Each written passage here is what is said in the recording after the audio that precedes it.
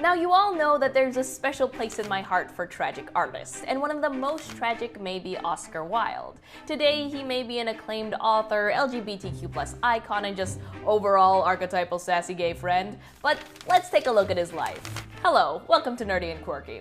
Here's some cool history. On October 16, 1854, Oscar Fingal O'Flaherty Wills Wilde was born in Ireland to an interesting family.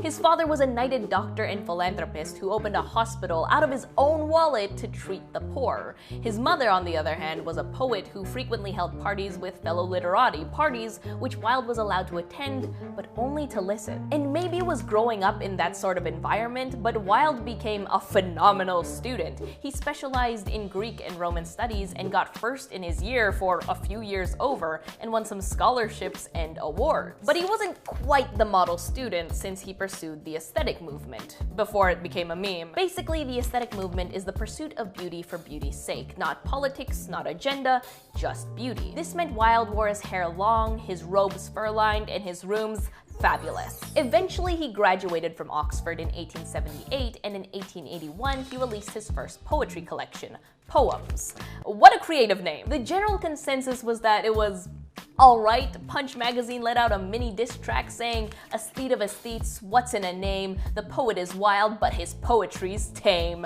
Wicca what? Okay, so Wilde's main gig for a while was lecturing. He toured America and Western Europe talking about aestheticism and interior design. During one lecture, he met Constance Lloyd, whom he married in 1884, and with whom he had 2 sons. But it was after that second son when Wilde met Robbie Ross, an out and proud gay Canadian who was determined to seduce Wilde, which turned out to be done super easily. So now we have Wilde, a husband and a father with a male mistress. A master?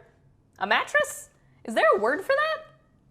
No? Okay, blame the patriarchy, I guess. Anyway, in 1888, Wilde took up the post as editor-in-chief for the Ladies' World magazine because he needed a more grounded income to support his family. Now, the magazine was basically Vogue, focusing on high-class women's fashion, but it transformed under Wilde's control very literally since he changed the name to The Woman's World magazine and introduced the wild concept of focusing more on what women think and feel. So basically, Teen Vogue. But we all know that Wilde was not the type for a desk job. He eventually just stopped showing up for work and was let go in 1889. But have no fear, this signaled the true start of his career. The next few years proved to be his most fruitful. He reached the peak of his fame as a London author and playwright. He wrote The Picture of Dorian Gray, Lady Windermere's Fan, A Woman of No Importance, The Importance of Being Earnest, and alright, since we're already talking about this excellent body of work, it's sponsor time! This video was sponsored by Audible. Audible is the leading provider of audiobooks and other ear snacks on the internet.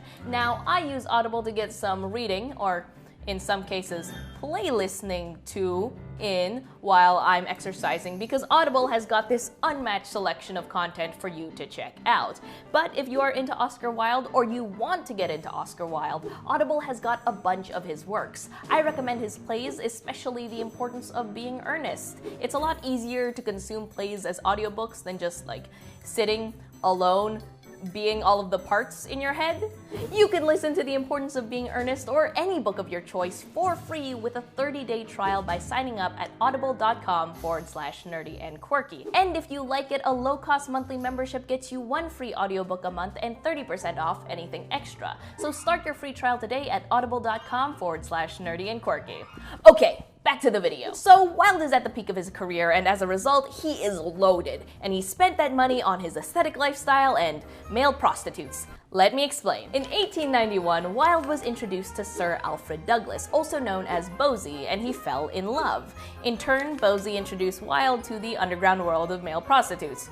Totally fair trade-off. Wilde would Pretty Woman them, enjoying the outrage it caused in proper Victorian society.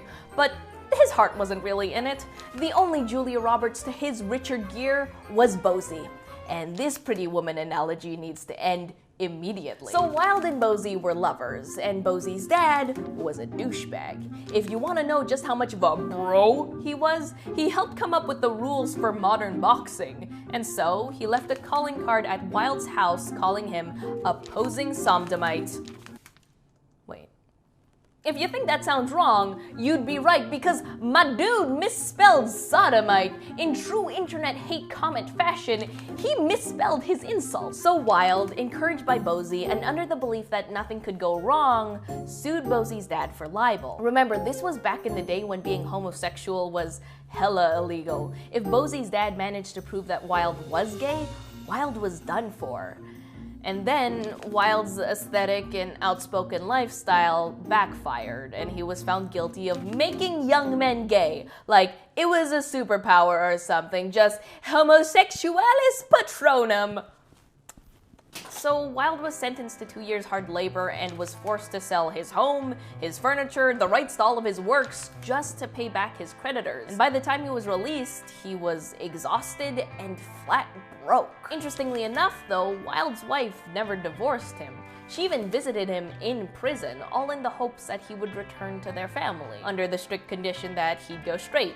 In all senses of the word. They never reunited. But what about Bosie, the catalyst of Wilde's downfall? Bosie lost interest in him and eventually became an outspoken homophobe and anti-Semite. And in his 1916 book, he called Wilde one of the most powerful forces for evil that has happened in Europe for the last 300 years, which is such a ridiculous statement. If you know anything about history, 17th to 20th century Europe had a lot worse people than a gay playwright. What you doing, Bosie? You good? Perhaps the only one to stay by Wilde's side through it all was Robbie Ross. He gave Wilde a home after prison, was with him when he died 3 years later, and made sure to keep Wilde's legacy alive even after the author's death by buying back the rights to all of his work. From the very start, Wilde's life was just loud and proud, which is what makes his death so much more tragic. It just seems like this unfamiliar, pathetic whimper, inappropriate to conclude a life so boldly lived.